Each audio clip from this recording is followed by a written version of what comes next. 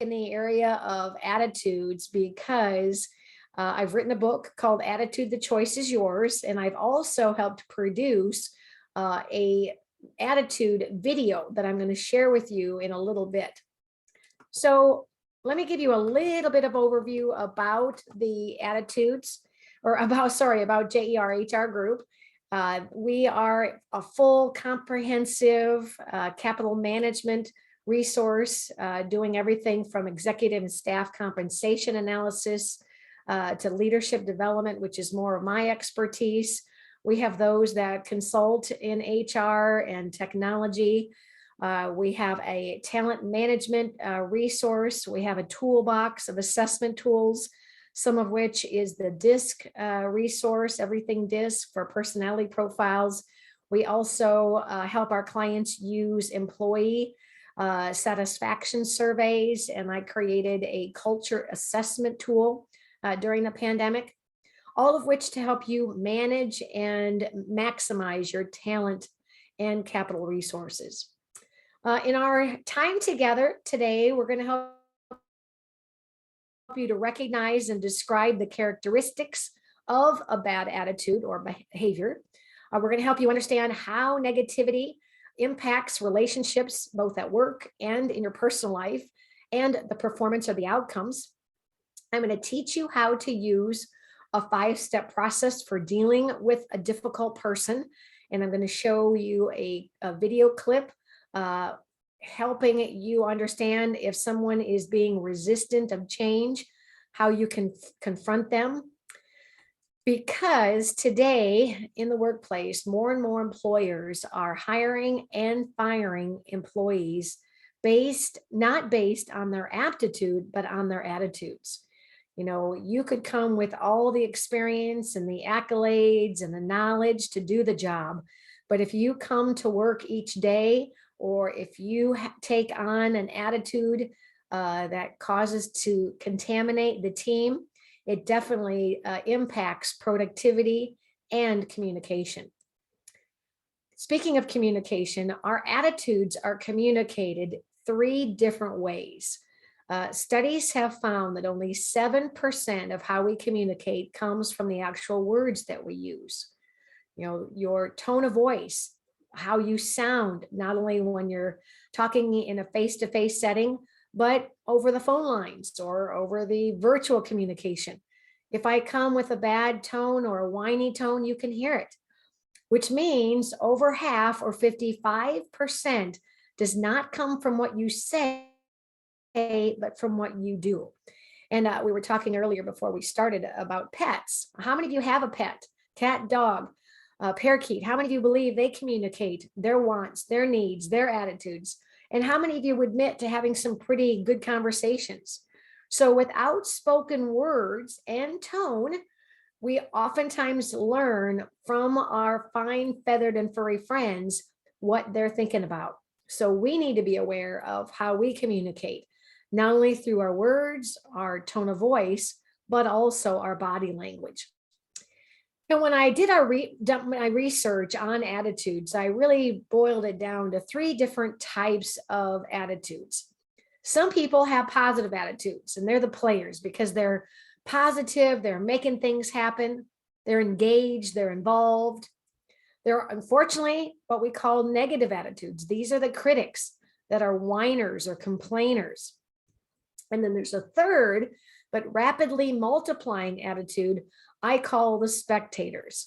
The spectators kind of sit back and watch life pass them by. So if I were to profile the 3 in comparison, players make things happen, the critics try to stop things from happening, and the neutral attitudes sit back and watch.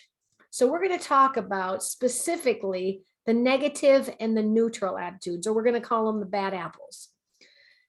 First of all, what do some of these bad attitudes say? In other words, what words? And I'm going to have you add to this list in the chat feature. They might say, no way, or I can't do that. Don't blame me. They're long on excuses. It's not my job, or it's not my fault. Or they say either to themselves or to someone else, well, I don't have time to do that. The classic line from the spectators is the eye roll and they say whatever. And they say, I don't care, or I don't know, or yeah, right. Can you think of anything else that you might hear from a bad attitude? And if so, feel free to either unmute yourself. You've got the power. You can simply unmute, or you can press and hold the space bar, or you can type it in the chat box. Next, I want to ask you to think about when you hear them talk, whether it's in a phone conversation or whether it's in a meeting, how would you describe their tone of voice? They might sound angry or defensive because maybe they're feeling as though they're being accused of something. They might sound bitter or whiny. Wah, wah this, the wah, wah that. They might sound loud or abrupt because they're trying to get somebody's attention, or they might really try to diffuse or anger a situation. They might be rude or sarcastic to a situation. Or a lot of times you'll hear or won't hear the spectators or the neutral attitudes use this monotone. They sound tired, as if they don't have any energy, or they don't say anything at all. So feel free again to add to this list. And then the third way that we communicate is through what they do. In other words, what's their body language? Did you know that by frowning, you're using over 30 facial muscles, and it only takes 7 muscles to smile? That's why people that have bad attitudes complain about being tired. They point their finger, pointing blame. And when you look at it, how many fingers are pointing back to you? You need to realize that when you're pointing at someone else, there's more fingers pointing back to you. They cross their arms. Now, if we were in a large setting, I'd have you look around and see, but when somebody crosses their arms, it oftentimes closes them out of the conversation. Or in reality, it actually closes your mind to being open to new ideas. But why else might we cross our arms? Use the chat feature, and I'm going to ask you to think, why might you have crossed your arms in a meeting or in a setting? And when you type in, send it to everyone so we can all see your responses. All right, thank you, Rebecca. Yeah, both defensive or cold. And Dehivan, I may have mispronounced your name, said maybe they're feeling uncomfortable. They're kind of trying to exclude themselves from the conversation. Absolutely. Brenda, thank you. Skeptical of what's being said. So if you're seeing or you're reading this on someone, you might want to check in with them and say, hey, are you okay with this? Do you have some concerns? So you can actually talk about it. They might walk away from the conversation. Maybe they're so frustrated, or maybe they're giving up on the situation. They just walk away. Or it could be that they might be afraid that they might say something they'd later regret. Or they look down. Looking down might mean don't call on me. I don't want to give an answer or a response, or I'm not sure, so don't ask me.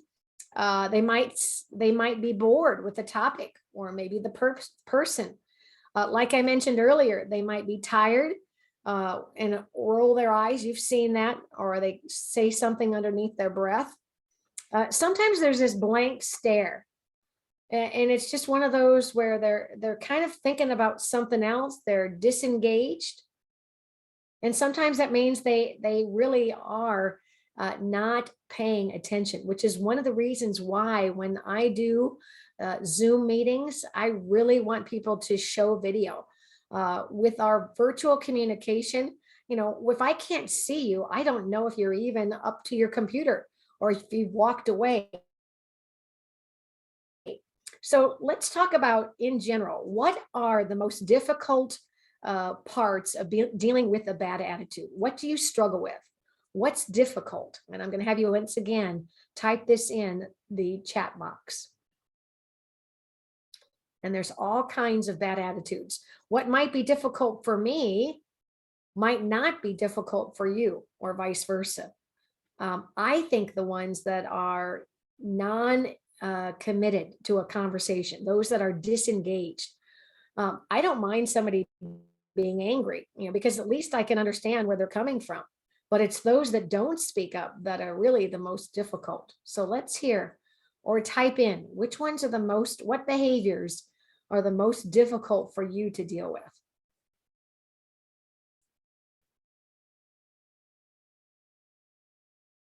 All right, thank you, Rebecca. Those that are blaming others, they don't take responsibility for their own actions. The blank stare, the disengaged, I agree. They don't say anything. Or, Lori's saying, nothing makes them happy. Yeah, they're miserable. The victims, thank you, Naomi. They feel as though the world is against them. Darcy, the silent, absolutely. All right, well, thank you for sharing those responses. So next, what we want to do is talk about why is the cliche so true that one bad apple can ruin the whole bunch. You could have a great, productive team, but all of a sudden, if someone joins the team or if someone takes on a bad attitude, and maybe it's just they're having a bad day, how that affects the dynamics. So this can be the way that coworkers are affected by attitude. You could take on that angry or defensive, frustrated. Oh, sorry, your name is Darcy Helena. Thank you for letting me know. I always want to honor people's names. You could feel frustrated having to deal with that person. You might be resentful that they are maybe not doing what they're supposed to be doing. Or they complain because, gosh, why am I having to not only do my job, but I'm having to do somebody else's job? Your coworker, not only are your coworkers affected, but your customers might also be affected, or clients or patients or residents, whatever you might refer to those. They might be dissatisfied. Oftentimes customers stop doing business with you because of one person with a bad attitude. And unfortunately, that might lose them for good. They might complain. How many of us have had a bad experience with a customer service representative, and you might go to the extent of complaining to management or letting that person or that employee know that you're not happy. They might quit or stop doing business. How do bad attitudes affect the culture or the environment? And culture or environment means just how it feels to come to work, or how does it feel to do business? It might make people feel tense. You're not quite sure if you're walking on eggshells, no pun intended, with the Easter holiday. You might not know how to respond to the person because you're not sure if the good person or the angry person is showing up to work. It deteriorates teamwork because you don't feel like everyone contributes adequately to a project or a team. It lowers morale. You feel like it's not as much fun to come to work, and it truly does break down communication. So let me pause and ask, how else have you seen bad attitudes affect the workplace? And I'll give you a little time to type in, or if you want to unmute. How have you seen bad attitudes, impact the workplace? Whether it be and maybe some of you are managers, and it's hard when you have to try to motivate and manage and keep a employee who's got a bad attitude productive. Makes everyone awkward around them. Absolutely. It's hard to have an open, honest communication. It reflects poorly on our department's relationship with employees we support. Absolutely. Sounds like you perhaps, Naomi, have a department that supports others. So whether you're dealing with a customer externally or an internal customer, thank you, Cody, creates tension, and that truly does spread. Unfortunately, bad attitudes do contaminate the workplace. It deters getting the job done. Absolutely. Thank you, Penny. Well, before I share with you the way that you can confront a bad attitude, I need to walk through the fact that sometimes people don't do what they're supposed to do for at our own fault. So when asked, Ferdinand Fournier, who wrote a book, Why People Don't Do What They're Supposed to Do, there were 10 reasons, and I want to share those reasons and what the possible cause is. So one reason people didn't do what they were supposed to do is they didn't know why they should. So many times we as managers delegate, but we don't explain the why this is so important. So one of the things that we need to do is when we ask somebody to do something, explain the importance of the task. Grace has helped me prepare for this webinar. And so one of the things that as she and I have worked together, she understands the importance of the PowerPoint slides because that's what I actually use for the content. Another reason why people don't do what they're supposed to do is they didn't know when to start or begin and when to end it. The reason being is no one clarified the timeline and the deadlines. So I'm just going to again give you this example. As you know, in your experience with this webinar, after we receive your registration, we send out a confirmation that contains the link. And then I believe there was also a reminder in case the email that you received upon registration got lost in the mail. So there's a very specific intentional timeline. The third reason why people don't do what they're supposed to do is they didn't know what they were supposed to do. Now, this sounds obvious, but I'll give you an example. One time, my son was asked by his father to go out and rake the leaves in our backyard. And I applauded Chad because he said to Dad, I want you to come out and explain to me what you want me to do, because I don't want to do what I think is a good job, only to find out that it's not good enough. So what that means, you need to make sure that we communicate clearly defined expectations. In other words, I do want you to rake in this area, but I don't want you to have to worry about picking up the sticks or something to that effect. The fourth reason is they didn't know how to do it. All right, we have to make sure that when we hire employees, that we give them an adequate onboarding and orientation process.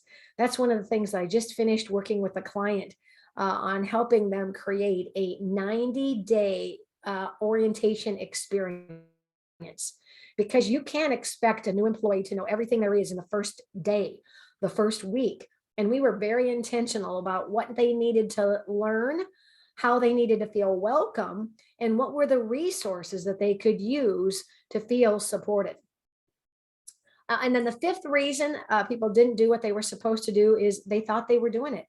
In other words, no one told me otherwise. And sometimes as managers, we don't give proper feedback. And we're going to talk more about the types of feedback in a little bit.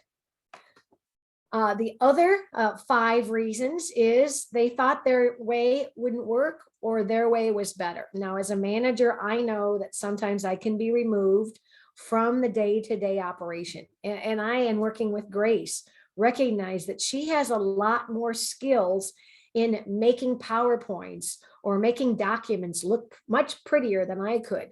So I'm willing to back off or I'm willing to ask and understand how a project might be done. The 7th reason is they thought something else was more important.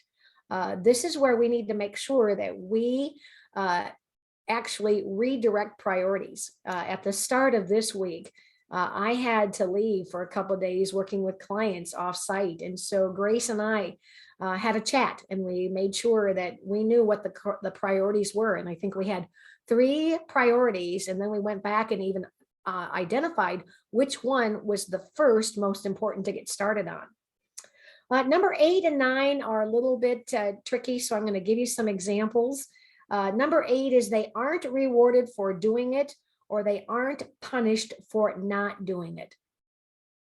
We all have in our jobs things that we don't like to do. I'll give you an example. In healthcare, no one likes to clean the toilets, or in the office setting, no one likes to do the filing. Well, do you have employees that are willing to do those jobs? Not that they like doing them, but they understand the importance. And you also have those that complain about doing it. So unfortunately, as managers, we think sometimes it's much easier to just give it to the same people than to have to negotiate and try to convince those bad apples. So what that means is we can't allow people to complain and get out of work. We have to give them corrective feedback to say this is something that everybody has to do. And then number 9 is they're rewarded for not doing it or they're punished for doing it. We need to make sure that we coach people adequately. Yesterday, I was speaking to a group and making sure that they had the confidence to coach. Coaching is a very difficult part of our job, but it's very important. And one of the things that you need to do is think of yourself as a coach, not as somebody to have to discipline. For instance, when I'm just going to kind of pause and have you think about when I say the word discipline, what thoughts or emotions come to mind versus what thoughts or emotions come when you hear the word coach. So what's the difference between the mindset of a coach and the mindset of someone who has to discipline?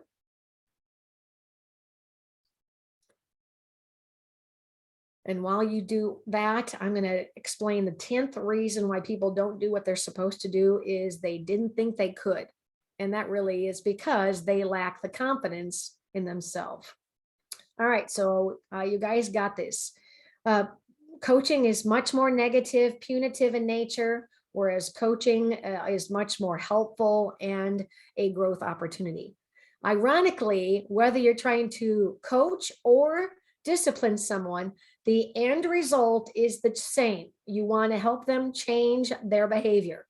But what I want you to do is realize that when you choose to coach someone or discipline someone, you're doing it because you want them to improve.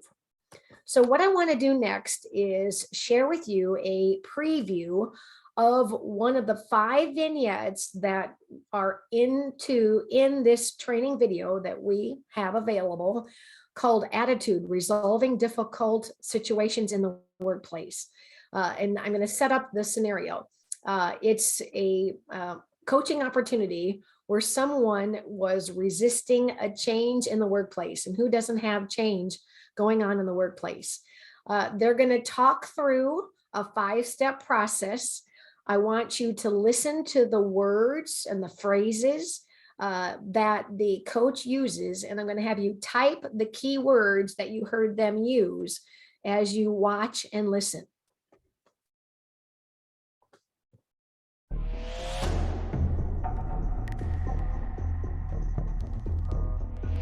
Every once in a while, I run into one of those people that think that change is a 4-letter word. They get so wrapped up in their own way of doing things that they can't, or won't, see that there might be a better way. Liz, got a minute? Oh, well, actually, I was just taking care of This is important. It'll only take a minute. Did you work on these? Sure, why? Because I don't see the new reporting codes here anywhere. Is the connectivity a problem? Yes. Okay. Shoot. Let me try a different one here.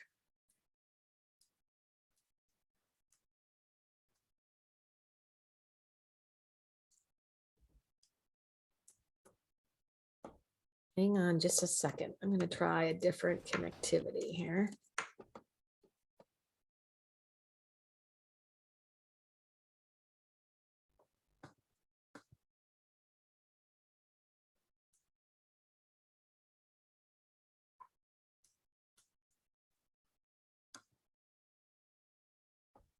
All right, I wonder if it's because we've got so many on here. I'm going to try this again. Sorry about that.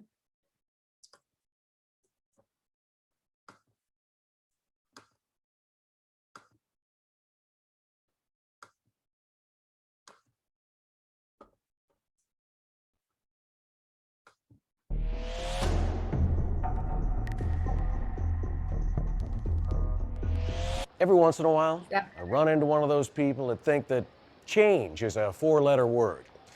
They get so wrapped up in their own way of doing things that they can't, or won't, see that there might be a better way. Liz, got a minute? Oh, well, actually, I was just taking Liz, care this of is important. It'll only take a minute. Did you work on these? Sure, why? Because I don't see the new reporting codes here anywhere. Listen, I have better things to do than learn a new list of tracking codes every 6 months. I just don't have time for it. No one likes dealing with the changes that we're up against, but that whole "I don't have time for it" attitude, that wasn't helping the situation at all. Help me understand, you did see the email on the new reporting specs, didn't you? Probably, but that's beside the point. My job is to make sure that orders go out on time, and I can't do that if I'm learning a new list of codes every 2 weeks.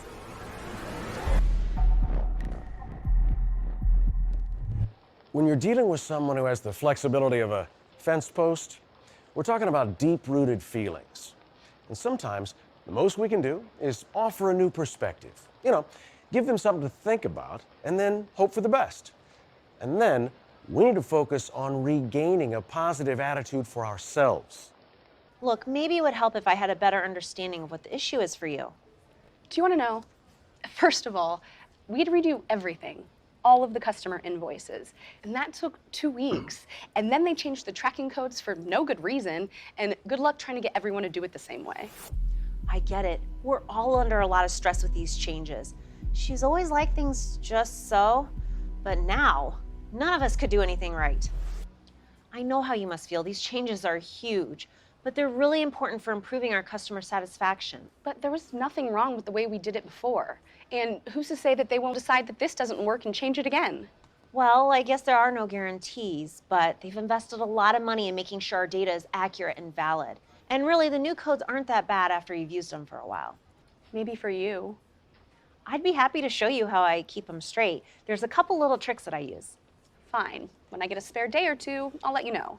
But right now, I have to go to a meeting. Liz, listen, this really is important. I know it's frustrating, but is there anything I can do to help? I doubt it. But I appreciate the offer. Sure. Well, let me know if you think of anything. I will. I really do enjoy helping people. It's why I got into customer support to begin with. But I don't know. All these changes, I guess I don't need to take it out on everyone else, though. She did offer to help. Confronting someone who isn't flexible can feel like you're running a marathon.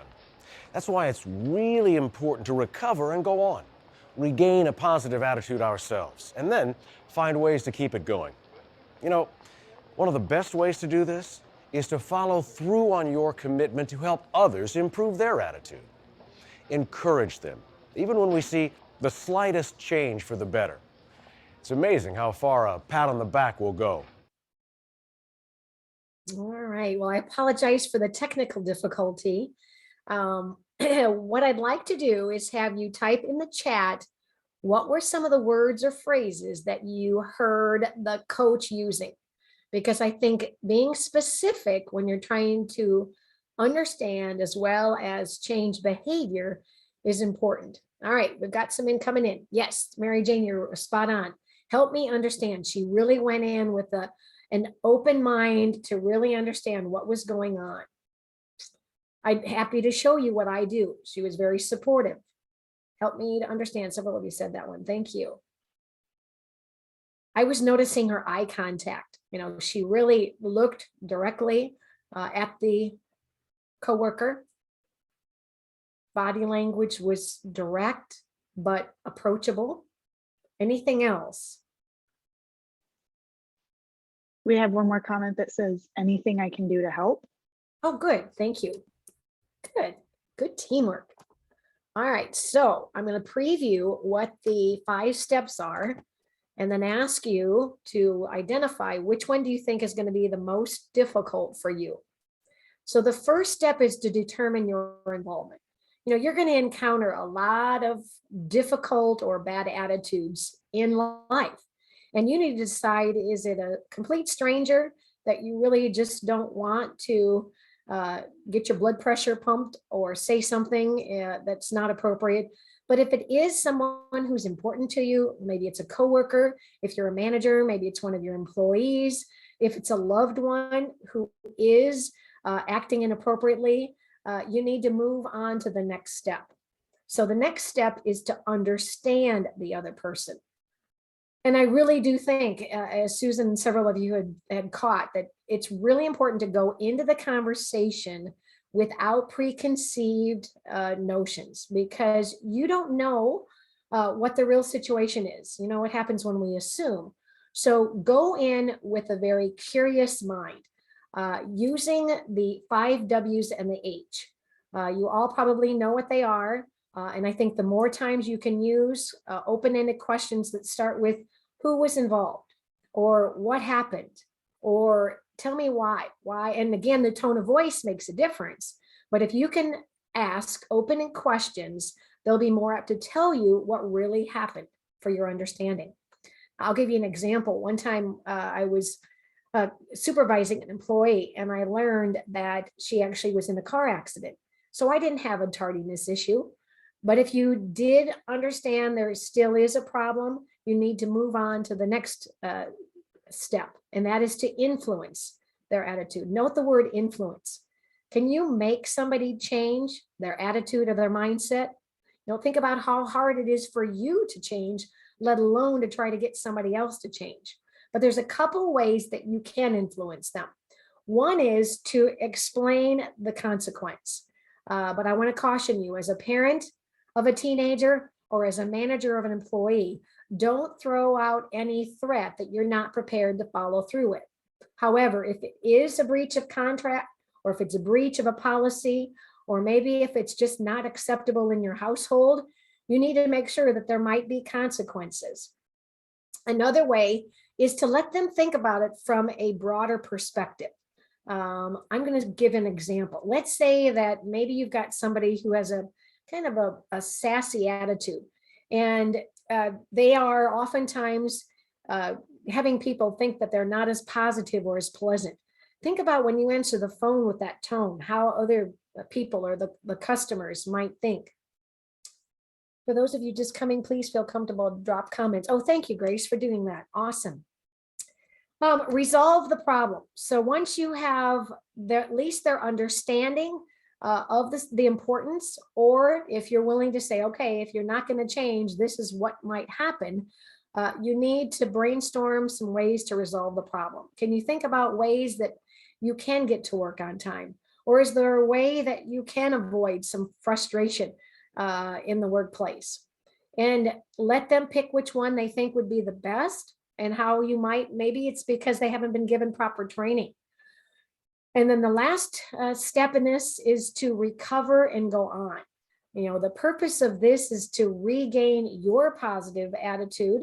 Maybe having to deal with the situation isn't pleasant, and it might get you all upset, but in the long run, it's honest. You're being honest with them. And you also need to regain your positive attitude about them. Can you like, respect, or even love someone who has an attitude problem? Absolutely. Think about parents. You know, separate the person from their attitude. You know, in the workplace, especially, we had this discussion about coaching. Do you have to like everyone you work with? Especially as a manager, if you try to be everybody's friend, you're going to fail. But I think it is very important for you to respect each other, to make sure that you have that kind of respect, mutual understanding and mutual respect. And obviously with your children, you know, separate the behavior. I remember one time when Chad, we had this expectation in the household. Before the kids went off to school, their beds needed to be made and clothes needed to be put away. And after Mandy went off to school for college, Chad was the big kid on campus, and we wanted to make sure that he followed the rules. And after a first day of school, I went into his bedroom and it looked like World War III had gone off. Clothes were everywhere. His bed was disheveled. So that evening, we talked about, again, the expectation going into the school year of what he needed to do. And the next day, it was important for me to follow up, because if you don't follow up to see, in fact, what they promised to do, if they did, you need to recognize. And so it was really important after that second day to commend him on making that bed. You could have bounced a quarter. And if not, say and ask once again, because you're conditioning behavior. So let me stop and ask if there's any questions on any of those 5 steps. Because what I'd like to do is I'm going to create a poll. And what's going to happen is you'll see a poll up on your screen. Let me launch it, actually. I need to launch it. And then answer. Oops, something happened there.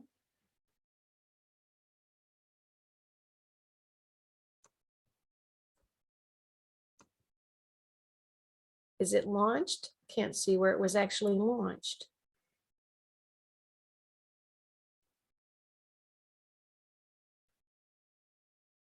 Ended. Okay.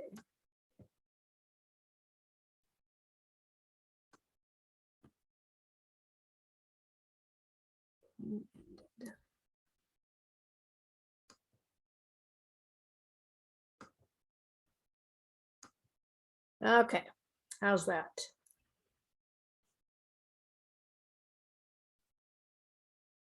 All right, what I'd like to do is give you about a minute to think through which of these 5 steps is going to be the most important for you to successfully resolve a situation.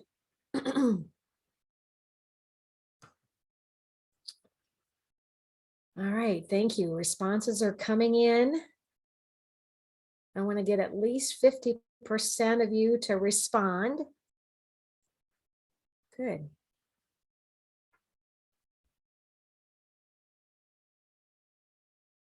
Give you another 10 seconds to give it some thought. And then once you've responded to the poll, I want you to type out in the chat why. What's going to be the most difficult or important part of that step? All right, I'm going to close it down now. Thank you for participating. And let me share with you the results. All right, do you guys see the results? It looks as though 46% said step number 2. So I'm curious why. Why did you say taking time to understand the other person as being the most important or the most difficult? I will say it's the step that typically doesn't happen.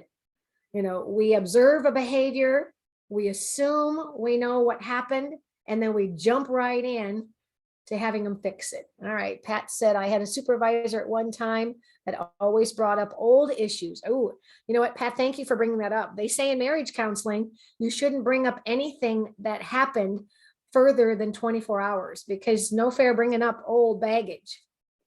Great advice. Darcy Helena, influence because it's the most difficult. Employees has been here longer than anyone. Okay. So those that have been there for a long time think that they know it all and they shouldn't have to change. Great point. Thank you.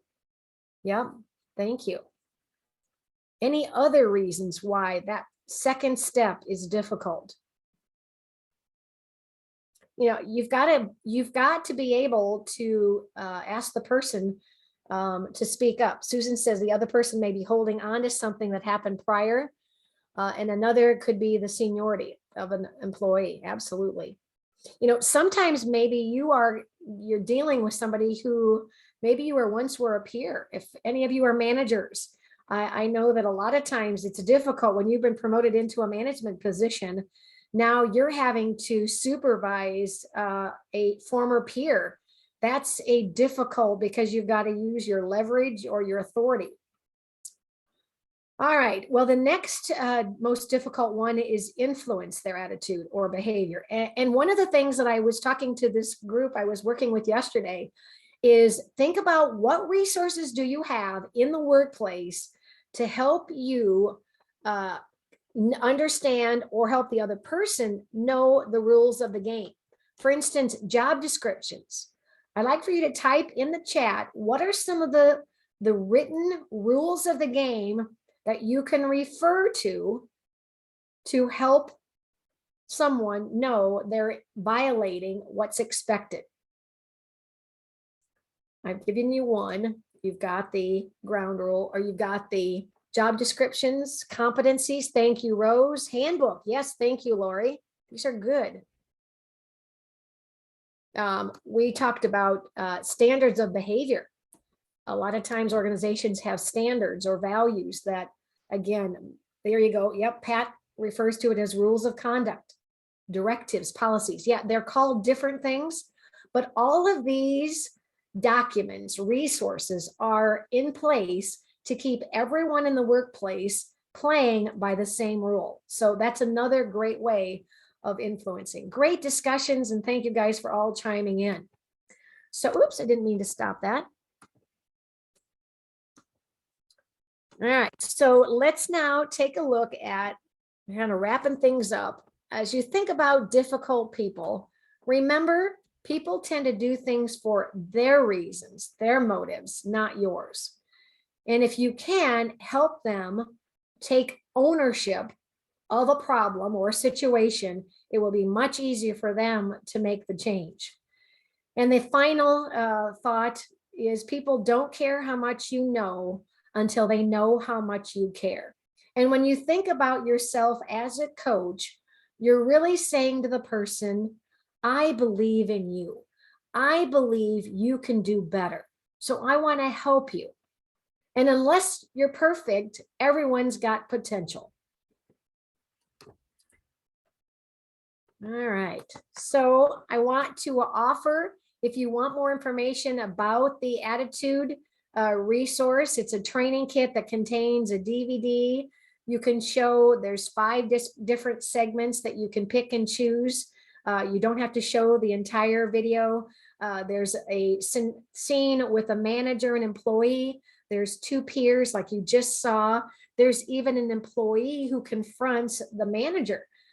So it really gives a lot of different applications to teaching the 5 steps. It contains reproducible participant materials, as well as a self-study guide. So maybe if you want to just use it for people to use on their own. And maybe, Grace, when you send the follow-up, maybe you could put the link to that resource in there. Also, another resource, if you are interested in going back to looking at any other webinars we've done through the years, take a look out at JERHR Group website. In a webinar, the platform, there's all kinds of previous webinars on a variety of different topics. And we also want to invite you to our upcoming webinars. I think we have the rest for 2020. They're not necessarily every month, because we know in the summertime, it's sometimes difficult to attend. But in June, we're going to talk about how to find an LMS that you'll enjoy with Matt Cross. He's done other webinars backed by popular demand. In August, we're going to talk about how to make the hard work of behavioral change fun. Sandy's done a lot of our webinars, so she's backed by popular demand. In October, we're going to come back to the topic of coaching and how that can improve performance. And then the last one of the year in November, I'm going to do called Staying Up in an Upside Down World. So I want to thank you for committing the time to learn how to not let the bad apples drive you bananas. I want to thank Grace for being my support and assistant. And I want to thank you all, and please enjoy the holiday season, whether you're celebrating Easter or Passover. And feel free, if you want to stay on afterwards, we can give you the opportunity to unmute and ask questions, or you can type them in. Thank you.